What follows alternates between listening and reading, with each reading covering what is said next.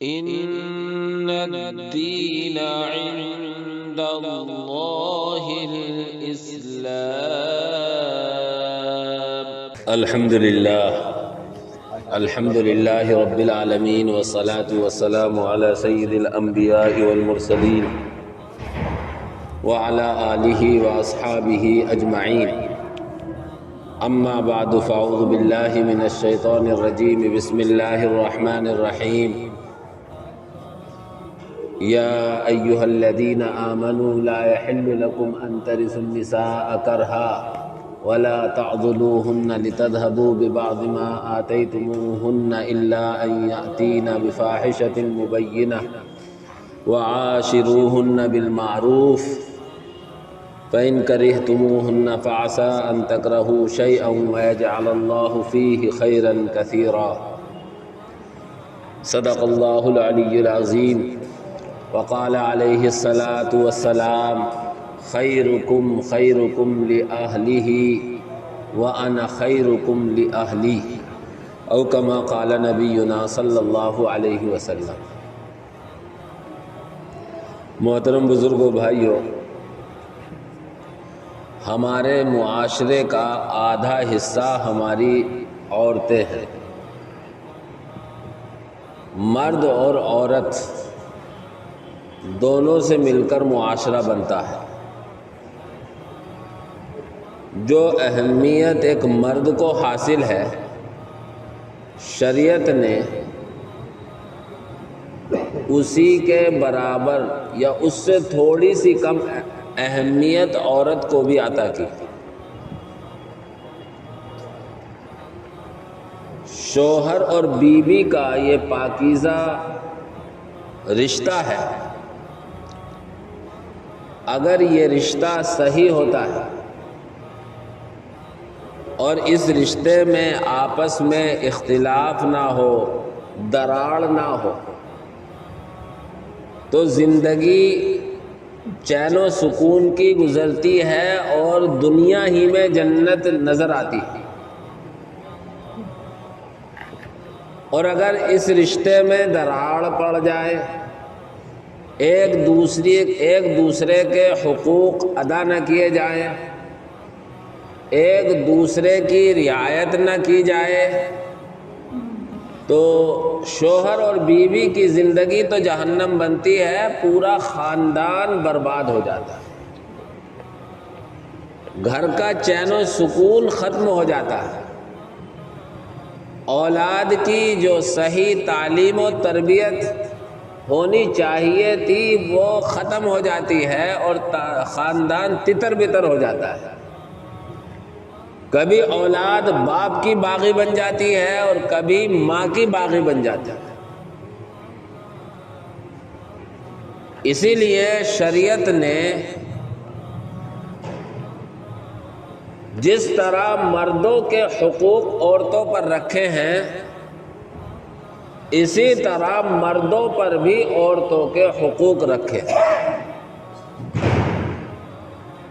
وَلَهُنَّ مِثْلُ الَّذِي عَلَيْهِنَّ بِالْمَعْرُوفِ. جس طرح مردوں کے حقوق عورتوں پر ہیں، اللہ فرماتا ہے اسی طرح عورتوں کے حقوق مردوں پر ہیں.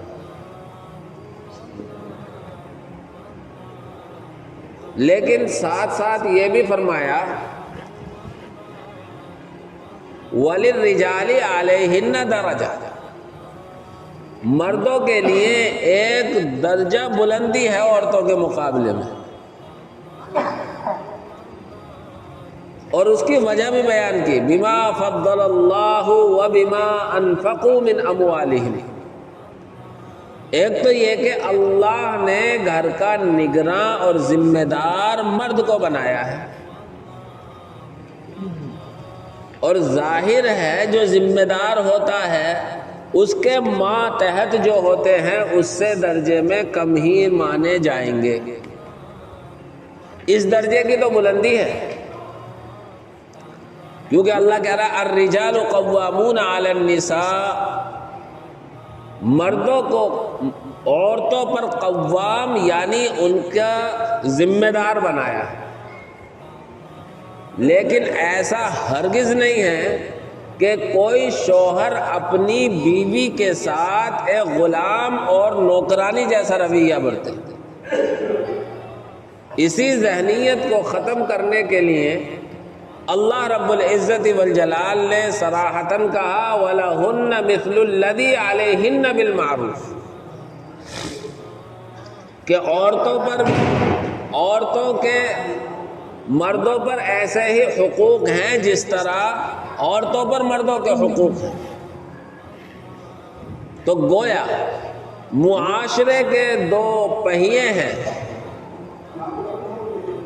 اور دونوں پہیوں کا صحیح ہونا ضروری ہے۔ زمانہ جاہلیت میں عورت کو معاشرے میں کوئی اہمیت نہیں دی جاتی تھی، عورت کو کوئی حیثیت نہیں دی جاتی تھی، یہاں تک کہ بعض بیوقوفوں نے تو عورت کو انسان ہی ماننے سے انکار کر دیا، جبکہ خود وہ پیدا ہوتا ہے عورت ہی کے پیٹ سے۔ لیکن جب اللہ کو انسان بھول جاتا ہے، اپنے حقیقی مالک کو بھول جاتا ہے، تو وہ اپنی اوقات بھی بھول جاتا ہے اور اپنی اوقات سے بڑھ کر باتیں کرتا ہے۔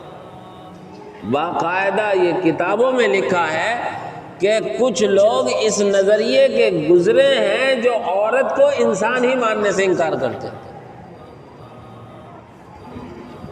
اسلام سے پہلے زمانہ جاہلیت میں عربوں کے یہاں بھی عورتوں کو کوئی مقام و مرتبہ حاصل نہیں تھا۔ اللہ نے فضل فرمایا اور عورتوں کو اللہ رب العزت والجلال نے اگر وہ ماں ہیں تو اس کے قدموں کے نیچے جنت ارشاد فرمائی، اگر وہ بیٹی ہے تو گھر میں اللہ کی رحمت ہے، بہن ہے تو اللہ کی رحمت ہے، بیوی ہے تو یہ شریک حیات اور رفیق حیات ہے۔ یہ مقام و مرتبہ اللہ نے عورت کو عطا فرمایا، اور نبی پاک صلی اللہ علیہ وسلم نے عملی جامہ پہنا کر صحابہ کو دکھایا اور صحابہ نے اس پر عمل کیا۔ آج بھی ہمارے معاشرے میں بہت سے جاہل یوں کہہ دیتے ہیں جو شریعت سے ناواقف ہو کہ عورت کیا ہے پیر کی جوتی۔ یہ اسلام اور شریعت کے مخالف جملہ ہے، اسلامی تعلیمات کے خلاف ہے۔ اللہ رب العزت والجلال نے معاشرے کے یہ دو پہیے عطا کیے ہیں، مرد کی بھی کچھ ذمہ داریاں ہیں اور عورت کی بھی ذمہ داریاں ہیں۔ مرد کی ذمہ داریاں ہیں کہ مرد کے ذمے اس کی بیوی کا، اس کی اولاد کا، اس کے ماں باپ کا، اخراجات کا سارا صرفہ مرد کے کندھے رکھا ہے۔ عورت کی بھی ذمہ داری ہے، عورت کو گھر کے بچوں کی نگرانی کا، شوہر کے گھر کا، شوہر کے سامان کا نگراں اور دیکھ بھال کرنے والا بنایا ہے۔ ہر ایک کو اس کی ذمہ داریوں کے حقوق بتلائے ہیں۔ جو اپنی ذمہ داریوں کو پورا کرے گا اور ان ذمہ داریوں کو پورا کرتے ہوئے زندگی گزارے گا، اللہ رب العزت والجلال اس کو دونوں جہان میں چین و سکون عطا فرمائے گا۔ حدیث پاک میں ہے، اللہ کے نبی صلی اللہ علیہ وسلم نے فرمایا کہ آدمی اپنے گھر کا ذمہ دار ہے، اس کی بیوی شوہر کے گھر کی اور شوہر کی اولاد کی ذمہ دار ہے، نگراں۔ ہر ایک سے اس کی ذمہ داری اور نگرانی کے بارے میں پوچھا جائے گا۔ میں نے جو خطبے کے بعد آیت پڑھی ہے، اللہ رب العزت والجلال نے اسی زمانہ جاہلیت کے نظریے کو غلط قرار دیتے ہوئے مسلمانوں کو یہ تاکید کی ہے کہ تم ایسا مت کرنا۔ فرمایا یا ایھا الذین آمنوا لا یحل لکم ان ترثوا النساء کرہا، اے ایمان والو تم عورتوں کے تمہارے لیے حلال نہیں ہے کہ تم عورتوں کے زبردستی وارث بن جاؤ۔ ہوتا یہ تھا کہ اگر کوئی مرنے والا مرا، اس نے اولاد چھوڑی، اولاد میں لڑکیاں چھوڑیں، تو وارثین جس طرح مال کے وارث بنتے تھے ان عورتوں کے بھی اپنا ان عورتوں کو بھی وراثت سمجھتے تھے، اور جس طرح مال میں تصرف کرتے تھے ان عورتوں میں بھی تصرف کرنے کو جائز سمجھتے تھے۔ دل چاہا ان سے نکاح کر لیا، دل چاہا ان کا کسی دوسرے سے نکاح کرا دیا، یا بعض دفعہ انہیں اپنے پاس ہی روک کر رکھتے تھے کہ وہ مر جائیں اور ان کا مال سارا ہمیں مل جائے۔ اللہ نے اس زمانے جاہلیت کے نظریے کو غلط قرار دیتے ہوئے مسلمانوں سے کہا تمہارے لیے حلال نہیں ہے، اور فرمایا وَلَا تَعْضُلُوهُنَّ لِتَذْهَبُوا بِبَعْضِ مَا آتَيْتُمُوهُنَّ، اگر تم نے کسی کو بیوی بنا لیا اور اپنے ایک پاکیزہ رشتے سے جوڑ لیا اور تم نے اس کو جو مہر دیا ہے، پھر ایسے حربیں اور ایسی تدبیریں نہ کرو کہ وہ تمہیں تمہارا دیا ہوا مہر میں مال واپس دے دے۔ یہاں خاص طور سے ہمارے نوجوانوں کو یہ سمجھنا چاہیے، نوجوانوں میں یہ بہت مشہور ہوتا ہے کہ بیوی کو مہر نہیں دینے، ڈنڈے اور لٹھ کی زور پر معاف کرا لینے۔ میرے بھائیو یاد رکھو، مہر بیوی کا حق بعد میں ہے، پہلے شریعت کا اور اللہ کا مقرر کردہ ایک حکم ہے، اللہ کا حق ہے۔ یہ پہلے بہت سننے میں ملتا تھا، اب تو الحمدللہ معاشرے میں بیداری آئی ہے کہ جس طرح اور چیزیں طے ہوتی ہیں مہر بھی نقد طے ہوتا ہے اور لینا چاہیے،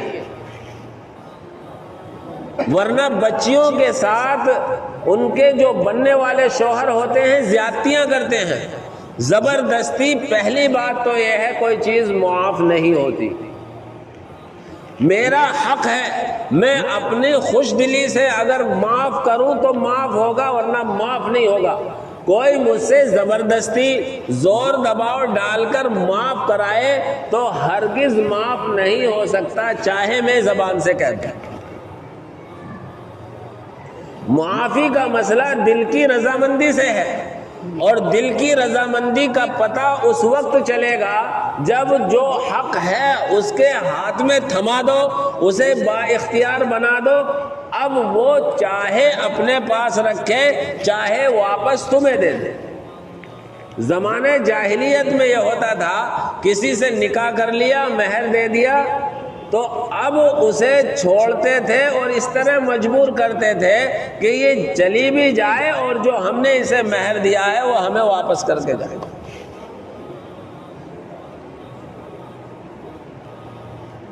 اس لیے فرمایا وَلَا تَعْضُلُوهُنَّ لِتَذْهَبُوا بِبَعْضِ مَا آتَيْتُمُوهُنَّ إِلَّا أَن يَأْتِينَ بِفَاحِشَةٍ مُبَيِّنَةٍ، مگر کوئی ایسی بے حیائی میں مبتلا ہو جائے کہ اگر اس کو بیوی بنا کر رکھیں تو پھر ہماری حیثیت گھٹ رہی ہے، ہماری معاشرے میں بدنامی ہو رہی ہے، تو پھر سوچا جائے گا۔ لیکن اگر جھیل لے اور سمجھائے وَعَاشِرُوهُنَّ بِالْمَعْرُوفِ، یہ حکم دیا جا رہا ہے کہ عورتوں کے ساتھ حسن سلوک کرو، عورتوں کے ساتھ بھلائی سے پیش آؤ۔ بہت سے لوگ باہر اپنے کاروباری جگہوں پر، آفس میں یا دوسرے لوگوں کے لیے بڑے بھلے ہوتے ہیں اور بڑے حسن اخلاق سے پیش آتے ہیں، اور جب وہی گھر جاتے ہیں تو گھر میں ان سے بڑا کوئی ظالم نہیں ہوتا اور ان سے بڑا بد زبان اور بدتمیز نہیں ہوتا۔ اللہ کے نبی صلی اللہ علیہ وسلم نے معیار باہر کے اخلاق کو نہیں بنایا، بلکہ اللہ کے نبی صلی اللہ علیہ وسلم نے فرمایا، ترمذی شریف کی روایت ہے، اللہ کے نبی فرماتے ہیں خیرکم خیرکم لأہلہ، تم میں سب سے بہتر وہ شخص ہے جو اپنے گھر والوں کے لیے بہتر ہو۔ اور پھر دلیل اور ثبوت کے طور پر فرمایا وَأَنَا خَيْرُكُمْ لِأَهْلِي، میں اپنے گھر والوں کے لیے بہتر ہوں۔ ایک دوسری حدیث میں ارشاد فرمایا، وہ بھی ترمذی شریف کی ہے جلد 2 کی، فرمایا اِنَّ مِنْ أَكْمَلِ الْمُؤْمِنِينَ إِيمَانًا أَحْسَنُهُمْ خُلْقًا، کہ تم میں سب سے مکمل ایمان والا وہ ہے جس کے اخلاق اچھے ہوں، اور آگے فرمایا اخلاق اس کے اچھے ہیں جس کے اخلاق اپنے بیوی بچوں کے لیے اچھے ہوں۔ یہ میرے اور آپ کے سوچنے کے لیے ہے اور میرے اور آپ کے غور کرنے کے لیے ہے کہ ہم میں بہت سے لوگ یا معاشرے میں بہت سے لوگ ایسے ہوتے ہیں کہ وہ باہر والوں کے لیے بہت اچھے اخلاق والے ہوتے ہیں، لیکن وہی جب گھر پہنچتے ہیں تو وہ طوفان بدتمیزی کرتے ہیں اور اپنی بیویوں کے ساتھ اپنی اولادوں کے ساتھ ایسے بد اخلاقی سے پیش آتے ہیں، لگتا ہے ان سے برا دنیا میں کوئی نہیں۔ اللہ کے نبی فرماتے ہیں یہ حسن اخلاق نہیں ہے۔ حسن اخلاق تو یہ ہے کہ سب سے پہلے اپنی بیوی اپنے بچوں کے ساتھ حسن اخلاق سے پیش آئے۔ اس لیے میرے بھائیوں، اللہ رب العزت والجلال نے قرآن کریم میں اور اللہ کے نبی صلی اللہ علیہ وسلم نے اپنی احادیث میں اپنے ارشادات میں اس بات کو واضح فرمایا ہے، کیونکہ معاشرے میں پہلے سے بھی عورت کے مقام و مرتبے کو گھٹایا گیا تھا۔ اللہ کے نبی صلی اللہ علیہ وسلم تشریف لائے، آپ کی تعلیمات نے عورت کو مقام و مرتبہ دیا، عزت دی، اور آپ علیہ السلام نے عملاً ایسا کر کے دکھایا۔ آپ علیہ السلام کے جو متعدد بیویاں تھیں، ان بیویوں کے متعدد ہونے کی بہت ساری وجہوں میں سے ایک وجہ یہ بھی تھی کہ آپ علیہ السلام کو معاشرے میں اپنے اخلاق، اپنا کردار بیویوں کے ساتھ کیسا ہونا چاہیے، اور ایک بیوی کے ساتھ با اخلاق ہو کر پیش آنا بھی ممکن ہے، آسان ہے، 11 بیویوں کے ساتھ برابری کا معاملہ کرنا، سب کے ساتھ اخلاق سے پیش آنا، یہ آپ علیہ السلام کی تعلیمات کے لیے تھا۔ آپ نے اس لیے متعدد نکاح کیے، جو بہت ساری وجوہات ہیں، ان میں ایک وجہ یہ بھی۔ اسی لیے قرآن کریم میں بھی، حدیثوں میں بھی، اور بعد کے بزرگان دین کی باتوں سے بھی یہ پتہ چلتا ہے کہ ہمیں جو اپنے معاشرے کو اچھا بنانا ہے، معاشرے کو آگے بڑھانا ہے، اس کے لیے ضروری ہے کہ ہم اپنی عورتوں کے ساتھ حسن اخلاق سے پیش آئیں اور ان کے ساتھ اچھا سلوک کریں، اور اس لیے بھی ضروری ہے تاکہ ہم اپنی زندگی چین و سکون کے ساتھ گزار لیں۔ جس گھر میں میاں بیوی کی زندگی ہم آہنگ نہیں ہوگی، میاں بیوی کا مزاج نہیں ملے گا، اس گھر میں ترقی نہیں ہو سکتی، اس گھر کے بچوں کی صحیح تعلیم و تربیت نہیں ہو سکتی۔